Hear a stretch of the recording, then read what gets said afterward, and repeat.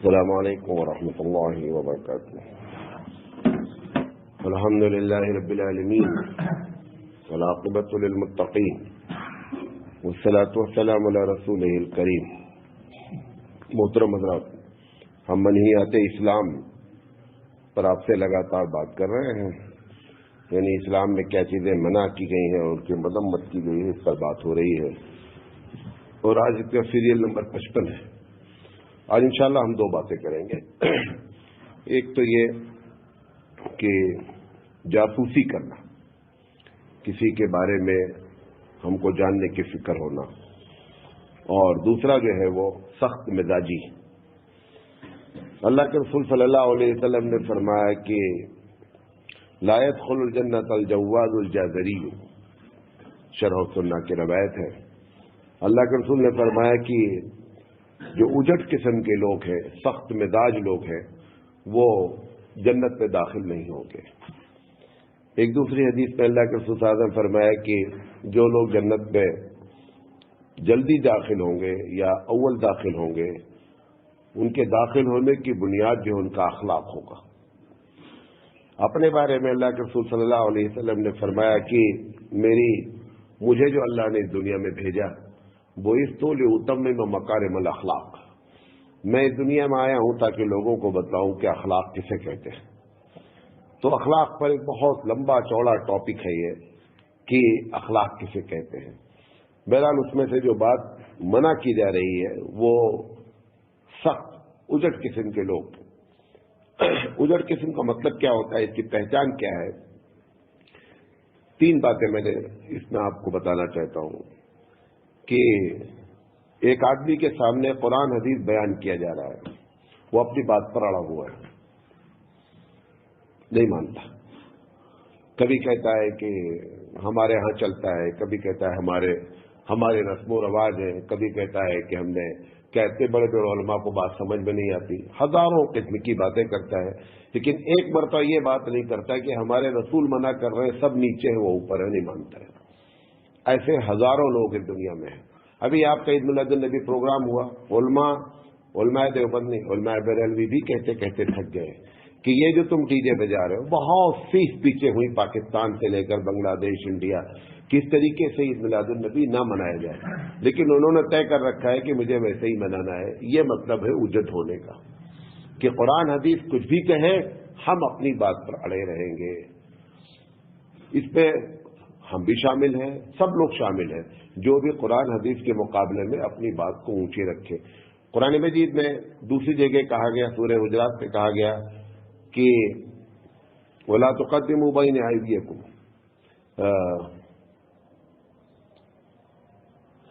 سورہ حجرات کی ایک آیت ہے، پڑھیے صاحب. سورہ حجرات کیا ہے؟ یا ایھا الذین آمنوا لا تقدموا بین.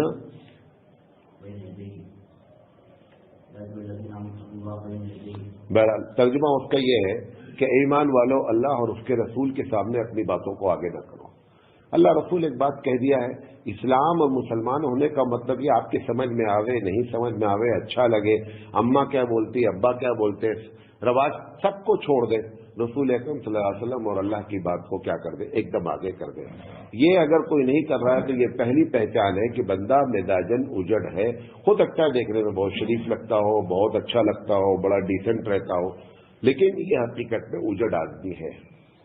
نبی کریم صلی اللہ علیہ وسلم کی پوری زندگی میں صحابہ سے جب بھی اللہ کے رسول صلی اللہ علیہ وسلم نے ایک بات کہہ دی، صحابہ بھی حالانکہ ایک زمانے سے غلط کام پر ہی چلے آ رہے تھے، کفر کی حالت میں، لیکن جب ایمان لے آئے تو اللہ رسول صلی اللہ علیہ وسلم نے جو بات کہہ دی، پھر انہوں نے کسی بات کو جو ہے نا وہ یہ نہیں سوچا کہ ہم کیا ہے، جو ہے مان لیا گیا. لہٰذا یہ سب سے پہلی پہچان اجٹ ہونے کی کہ قرآن حدیث کچھ بھی کہیں. مثال کے طور آپ کے سامنے تقریر کی جا رہی ہے کہ بھئی شادی میں یہ چیزیں منع ہیں، آپ مولانا آپ بکتے رہیے، ہم کو جو کرنا ہے ہم وہ کریں گے. یہ ایک دو، اس میں کوئی ایک نہیں ہے، ہزاروں لوگ اس میں شامل ہیں. یہ نہیں ہونا چاہیے، نمبر ایک. نمبر دو، ایک آدمی آپ سے یا گھروں میں کبھی کبھی ہوتا ہی رہتا ہے کہ کسی سے غلطی ہو گئی اور وہ غلطی ماننے کے لیے تیار ہو گیا، معافی مانگ رہا ہے، آپ کہہ رہے ہیں میں معاف نہیں کروں گا. اگر ایک یہ انسان اللہ کے رسول صلی اللہ علیہ وسلم نے معافی مانگنے کی بڑی فضیلتیں بیان کی. اگر ایک آدمی نے یہ مان لیا کہ مجھ سے غلطی ہو گئی ہی اور میں معافی مانگ رہا ہوں اور آپ کہہ رہے ہیں میں قطعی نہیں معاف کروں گا، یہ اجوٹ ہونے کی دلیل ہے. ایسے ہی قیامت میں آپ کے ساتھ بھی ہو سکتا ہے کہ آپ سب کچھ کریں اور اوپر والا آپ کو نہیں معاف کرے. کیوں؟ کیونکہ آپ نے اس کے بندوں کے ساتھ یہی معاملہ کیا، لہذا آپ کے ساتھ بھی ویسے معاملہ ہو.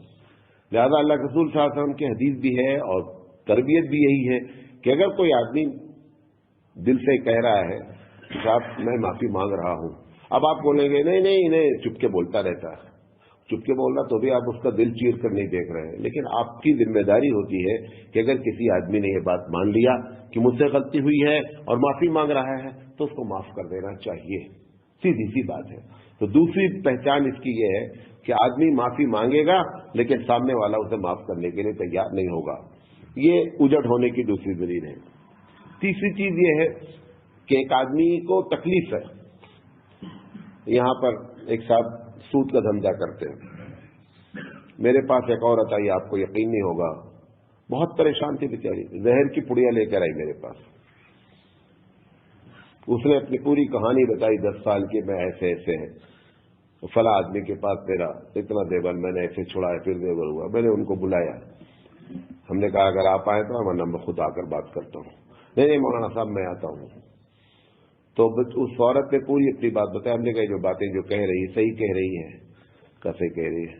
ہم نے کہا اتنا تم اصل سے زیادہ لے چکے ہو پھر بھی اس کا دیور دینے کے لیے تیار نہیں ہو. تم سب کچھ بتایا، قرآن حدیث بتایا، اس کی تکلیف بتائی، بیوہ کی تکلیف بتائی، اس کا لڑکا چھوٹا ہے، سب کچھ بتایا. وہ بندہ اپنی بات پر اڑا ہے کہ نہیں مجھے اپنا پیسہ چاہیے. کون سا پیسہ چاہیے؟ پیسہ لے چکا ہے، اس کا 5 گنا لے چکا ہے، 10 سال سے لے رہا ہے، اس سے سود کھا رہا ہے، لیکن وہ بات پر اڑا ہوا ہے. یعنی کسی آدمی کی مجبوری بھی دیکھ کر کے بندے کا دل نہیں پگھل رہا ہے. قرآن حدیث اپنی جگہ، سود کا حرام ہونا اپنی جگہ، لیکن اس کا اپنا ایک رویہ ہے وہ اپنی جگہ. اور میں نے پھر اس نے کہا کہ اگر آج میرا مسئلہ آپ نہیں حل کریں گے مولانا صاحب، میں آپ کے سامنے یہ زہر کھاؤں گی. وہ بھی بیٹھا ہوا تھا. مجبور ہو کر کے پھر میں نے سارا پورا پیسہ، ہم نے کہا اس کا تم پیسہ، اس کا دیور واپس کر دو، یہ تم پورا پیسہ لے لو، لیکن خدا کے واسطے اس کا پنڈ چھوڑ دو. تم یہ ہے کہ انسانی کی مجبوری دیکھ کر کے بھی آدمی نہیں پگھل رہا ہے. کیا انسانیت رہ گئی ہے؟ یہ اجڑ ہے. تو یہ اجڑ کی پہچان ہے کہ شریعت ایک طرف، انسان کی کمزوری ایک طرف، معافی نامہ ایک طرف، لیکن ہم اپنی بات پر مرغے کی ایک ٹانگ تو ایک ٹانگ. لہٰذا اس کو بارے میں اللہ کے رسول فرمایا لا يدخل الجنہ، ایسا شخص جنت میں داخل نہیں ہوگا. ایک دوسری حدیث پہ آیا، اللہ کے ترمذی شریف کی روایت ہے کہ ان ابعد الناس من اللہ القلب القاسي، کہ جنت سے سب سے زیادہ دور وہ رہے گا جس کا دل سخت ہے. دل سخت ہے. اللہ کے رسول صلی اللہ علیہ وسلم کے پاس بعض مرد لوگ یہ سمجھتے ہیں کہ گھر میں کہ میں روب داب ڈال کر رہنا تو بہت بڑا اچھا مرد ہوتا ہوں، مطلب گھر میں جانا تو ایک دم آواز نہیں ہونا، بچے سن ہو جانا، بیوی گھبرا جانا. یہ اللہ کے رسول صلی اللہ علیہ وسلم سے زیادہ کسی کا روب ہی نہیں. نبی کے صلی اللہ علیہ وسلم گھر میں ایسے رہتے تھے جیسے ایک عام آدمی رہتا تھا، کسی کو پتہ بھی نہیں چلتا تھا. اللہ کے رسول صلی اللہ علیہ وسلم آئے، ایک دن کچھ لڑکیاں جو ہے وہ گانے گا رہی تھیں. اللہ کے رسول صلی اللہ علیہ وسلم لیٹ گئے، بچیاں گانا گاتی رہی ہیں، اچھے اشعار تھے، بول رہی تھی. ابو بکر صدیق رضی اللہ تعالیٰ عنہ انہوں نے کہا نبی لیٹا اور یہ گانا گا رہی ہیں. تو حضرت ابو بکر صدیق رضی اللہ تعالیٰ عنہ نے مطلب ڈانٹنے کی کوشش کی. حضور نے کہا گانے بہن گانے تو کوئی ایسی بات نہیں کہہ رہی. تو یہ کیا ہے؟ اللہ کے سید الانبیاء ہیں لیکن گھر میں ایسے ہیں. کبھی کبھی اپنا جوتا خود اٹھاتے تھے نبی کریم صلی اللہ علیہ وسلم اور خود ٹاک لیتے تھے. کپڑے میں پیون نہیں پھٹ گیا، خود اٹھا کر کیا کر لیا، سی لیا. کون ہے؟ سید الانبیاء ہے. تو یہ سخت رہ کر کے اپنا روب جمانا نہیں، اخلاق کے ذریعے روب جمائیے. اپنے اخلاق ایسے پیش کریں کہ سامنے والا اس سے مرعوب رہے. یہ سختی دکھلا کر کے جو ہے روب دکھلانا. ایک مرتبہ ایک صاحب بدو آئے، اللہ کے رسول صلی اللہ علیہ وسلم کے جو دونوں نواسے تھے، چھوٹے تھے بہت، اللہ کے رسول چاہتے تھے ان کو، تو ان کو وہ پیار کر رہے تھے، چوم رہے تھے. تو وہ دیکھا وہ بدو، کہا مجھے تو کتنے بچے آج تک میں کسی کو چوما تک نہیں. کہا جب تیرے پاس دل ہی نہیں تو میں کیا بولنا، تمہارے پاس دل ہی نہیں ہے میں کیا بولنا. نبی کریم صلی اللہ علیہ وسلم وہ حضرت حسین یا حسن دونوں میں سے کسی ایک کے بارے میں ہے کہ وہ اللہ کے رسول صلی اللہ علیہ وسلم کی پیٹھ پر چڑھ گئے، اور پیٹھ پر چڑھ کر کے وہ جیسے بچے چڑھ جاتے ہیں نا تو آدمی چلتا ہے، اللہ کے رسول صلی اللہ علیہ وسلم ایسے چل رہے، ایک صاحب ہے کہا کہ تم کو تو بہت اچھی سواری مل گئی، تو اللہ کے رسول فرما رہے ہیں کہ یہ بھی دیکھو سوار کتنا اچھا ہے، اپنے نوازوں کو کہہ رہے ہیں کہ انہوں نے تعریف کی کہ تمہیں تو حضرت حسین حسن سے کہ تم کو بڑی اچھی سواری مل گئی، تو اللہ کے رسول کہہ رہے ہیں یہ دیکھو سوار کون ہے۔ تو اس طریقے سے جو ہے نا اپنے آدمی جو ہے اپنے نرم مزاجی کے ساتھ رہنا چاہیے۔ یہ جو سختی کے ساتھ رہنے کی بات کہی گئی ہے یہ مسئلے کا حل بھی نہیں ہے اور نہ یہ اخلاق سکھلائے گئے۔ ایک صاحب نے آ کر کے کہا اللہ کے رسول میں بہت چاہتا ہوں کہ میرا دل نرم رہے لیکن میں اندر سے بہت سخت ہوں، تو حضور صلی اللہ علیہ وسلم نے علاج بتایا کہ اگر تم کو ایسا محسوس ہوتا ہے، بتایا جب اللہ کے رسول نے تربیت کی تو اس کو محسوس ہوا بندے کو کہ میرے اندر یہ کمی ہے، تو اللہ کے رسول صلی اللہ علیہ وسلم نے فرمایا کہ اگر ایسی بات ہے تو جو یتیم بچے تم کو ملے نا ان کے سر پہ ہاتھ پھیرا کرو، ان کے سر پہ ایسے ہاتھ پھیرا کرو، اس کے سر پہ ہاتھ پھیرنا اور سوچو گے یقینی بات ہے کہ یتیم بچے ہیں تو اس کی وجہ سے تمہارا دل کیا ہو جائے گا، نرم پڑ جائے گا۔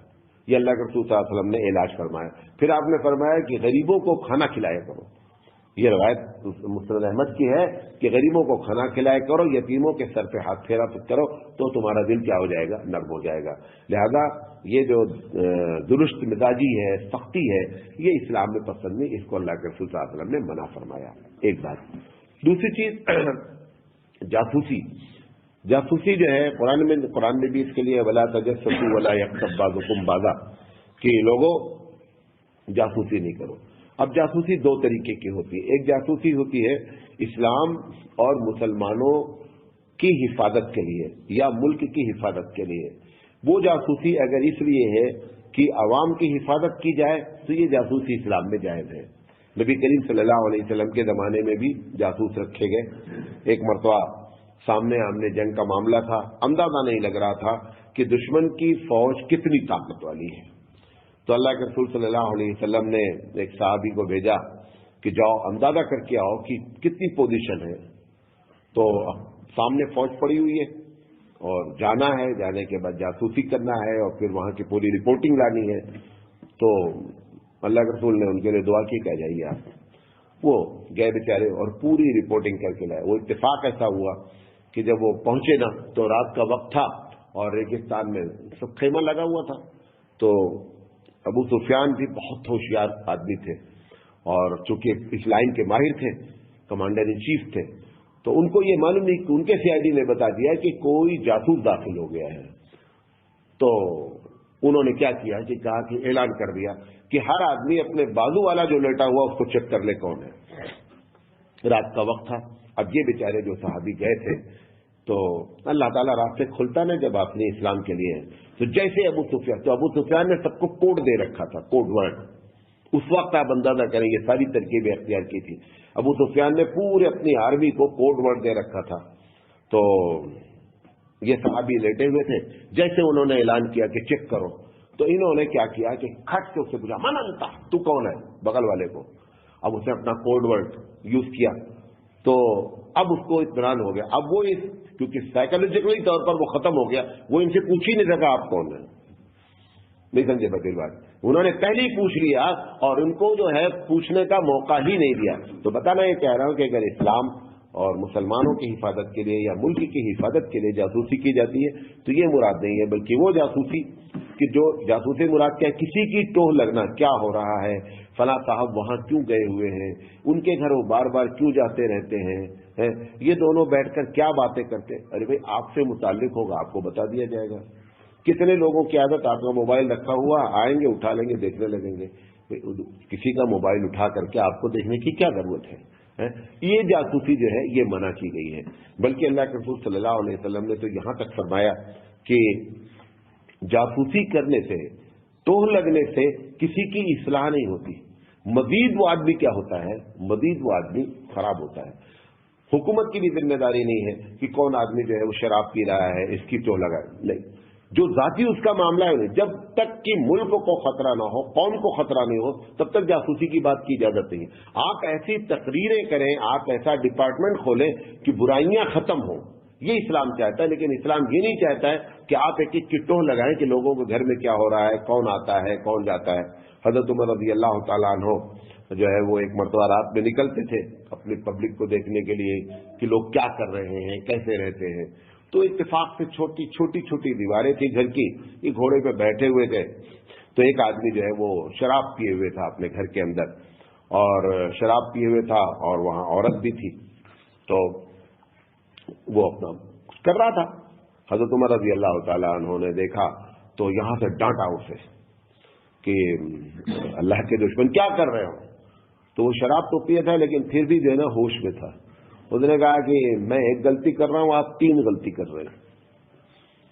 امیر المومنین سے کہہ رہا ہے کہ میں ایک غلطی کر رہا ہوں، آپ بیک وقت 3 غلطی کر رہے ہیں۔ اس نے کہا قرآن مجید نے کہا ہے، شراب پیے ہوئے آپ اندازہ کریں، کہہ رہا قرآن مجید نے کہا ہے کہ کسی کے گھر کے پیچھے سے نہیں جاؤ، تم پیچھے سے آ رہے ہو، دروازے سے نہیں آ رہے۔ قرآن مجید نے کہا ہے وَلَا تَجَسَّسُوا، کسی کی جاسوسی نہیں کرو، تم کیا کر رہے ہو؟ جاسوسی کر رہے ہو۔ تو حضرت عمر رضی اللہ تعالیٰ عنہ نے جیسے یہ سنا کہ غلطی کر رہا ہے، حضرت عمر رضی اللہ تعالیٰ فوراً پلٹ گئے۔ تو بتانا یہ کہہ رہا ہوں کہ آدمی کے انفرادی طور پر باتوں کو معلوم کرنا، کتنے لوگ ہیں آپ کا ٹیلی فون کریں گے، آپ کو بغیر بتائے ہوئے آپ کی ریکارڈنگ شروع کر دی انہوں نے ٹیلی فون۔ ایک بہت بدتمیز قسم کا آدمی ہے ہندوستانی لیول پر، آپ کو اس لیے بتا رہا، آپ لوگوں کے ساتھ خیر وہ نہیں کرتا ہے، ہندوستان کے بڑے بڑے علماء کے، اس کا نام ندیم ہے، بہت بڑا بدماش آدمی ہے، بنا ہوا اہل حدیث ہے، اہل حدیث بھی نہیں ہے، بنا ہوا اہل حدیث ہے۔